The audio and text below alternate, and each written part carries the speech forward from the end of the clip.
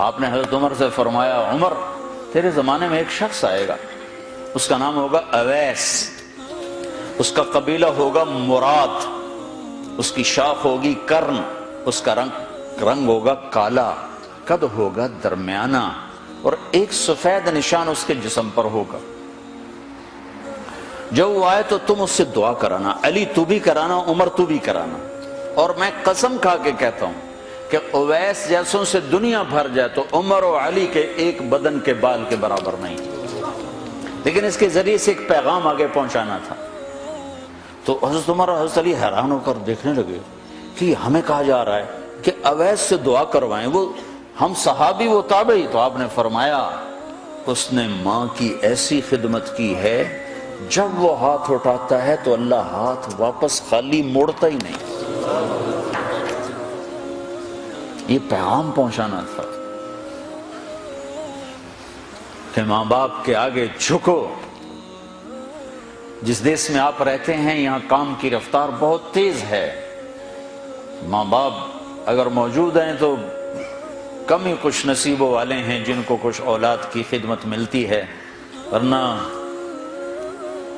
دیواروں کے ساتھ ہی زندگی گزر رہی ہوتی ہے۔ تو عمر رضی اللہ عنہ جب خلیفہ بنے تو ہر سال حج کرتے تھے، ہر سال ان کو ڈھونڈواتے۔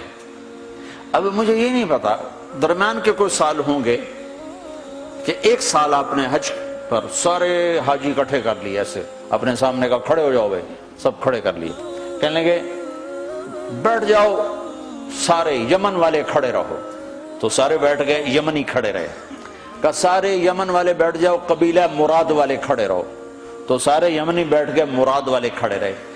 اس سال میں یمن گیا جماعت میں تو اویس کرنی کے گاؤں گیا، ان کی جگہ پیدا ہوئے، جو ان کا قبیلے کے لوگوں سے ملا، اس علاقے سے گزرا، دیکھا کہ اچھا یہاں وہ ہستی پیدا ہوئی تھی۔ خشک پہاڑ ہیں، بالکل خشک پہاڑ۔ پھر آپ نے کہا مراد والے بیٹھ جاؤ، قرن والے کھڑے رہو، تو صرف ایک آدمی باقی بچا۔ تو آپ نے اس سے پوچھا تم قرنی ہو؟ کہ جی ہاں۔ اویس کو جانتے ہو؟ کہ جانتا ہوں، میرا سگا بھتیجا ہے، میرے بھائی کا بیٹا، لیکن وہ تو تھوڑا پاگل سا ہے، آپ اس کا کیوں پوچھ رہے ہیں؟ تو عمر رضی اللہ تعالیٰ عنہ رونے لگے، کہا وہ نہیں، تو پاگل نظر آتا ہے۔ پھر آپ نے پوچھا کدھر ہے؟ آیا ہوا ہے حج میں؟ ہے کہ جی ہے۔ کدھر ہے؟ کہ جو اونٹ چرانے نکلا تھا عرفات کی طرف۔ تو حضرت عمر نے حضرت علی کو ساتھ لیا اور دوڑ لگائی اور پہنچے عرفات کی طرف، تو دیکھا تو ایک آدمی ایک کیکر کے درخت کے نیچے نفل پڑ رہا اور اونٹ اس کے چاروں طرف چل رہے۔ تو یہ دونوں حضرات بیٹھ گئے، تو انہوں نے اویس نے محسوس کیا کچھ آ گئے لوگ، تو انہوں نے نماز مختصر کر دی، سلام پھیرا۔ تو حضرت عمر نے پوچھا کون ہو بھائی؟ کہا جی مزدور ہوں۔ کہا تیرا نام کیا ہے؟ کہا جی اللہ کا بندہ۔ کہا بھائی ہم سارے کے بندے ہیں، میں پوچھ رہا ہوں جو نام تیری ماں نے تیرا رکھا وہ کیا ہے؟ تو وہ تو پہچانتا نہیں تھا کہ عمر کون ہے، علی کون ہے، وہ تو پہلی دفعہ حج پہ تھے۔ وہ کہنے لگا تم کون ہو میرا انٹرویو کرنے والے؟ انٹرویو تو میں اپنی طرف سے کہہ رہا ہوں۔ میں کہا تم کون ہو میرا پوچھنے والے؟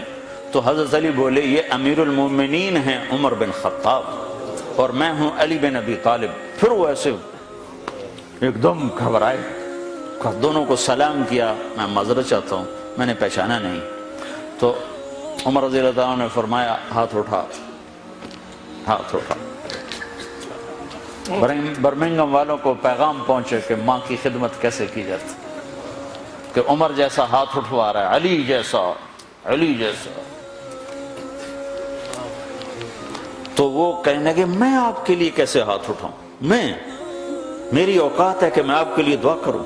کہاں، ہمیں ہمارے نبی کا حکم تھا کہ اویس آئے تو اس سے دعا کروانی ہے، کہ جب وہ ہاتھ اٹھاتا ہے تو وہ ہاتھ خالی نہیں آتے۔ کس وجہ سے؟ تہجد، جہاد، تبلیغ، ذکر، تلاوت، تسبیح، حج، عمرے، نمازیں، روزے، ذکر، تلاوت۔ کس وجہ سے؟ نہیں، ان میں سے ایک وجہ بھی نہیں، ماں کی خدمت کی وجہ سے۔ پھر ایک اور جگہ آپ نے فرمایا کہ لوگ جب جنت میں چلیں گے تو اویس بھی چلے گا، جب جنت کے دروازے پر پہنچے گے تو اللہ تعالیٰ فرمائیں گے اویس کو روک لو باقی کو جانے دو۔ تو اویس گھبرا جائیں گے، کہیں گے یا اللہ مجھے کیوں روک لیا ہے؟ تو اللہ تعالیٰ فرمائیں گے ٹھہر جاؤ، جانے دو ان کو۔ ہاں بھائی، اب یہ سامنے جہنم کے لوگ کھڑے ہوئے ہیں، تو شفاعت کر، تیری طفیل لاکھوں انسانوں کو جنت میں ڈالو۔ تجھے اس لیے روکا ہے کہ تو شفاعت کر، جدھر تیری انگلی اٹھتی جائے گی ان کے لیے جنت لکھتی چلی جائے گی، ان کے لیے جنت لکھتا چلا جاؤں گا، جدھر جدھر تو انگلی اٹھائے۔ صرف پونڈ ہی سب کچھ نہیں، مائیں بھی بہت کچھ ہے۔ صرف پونڈ ہی سب کچھ نہیں ہے، باپ بہت کچھ ہے۔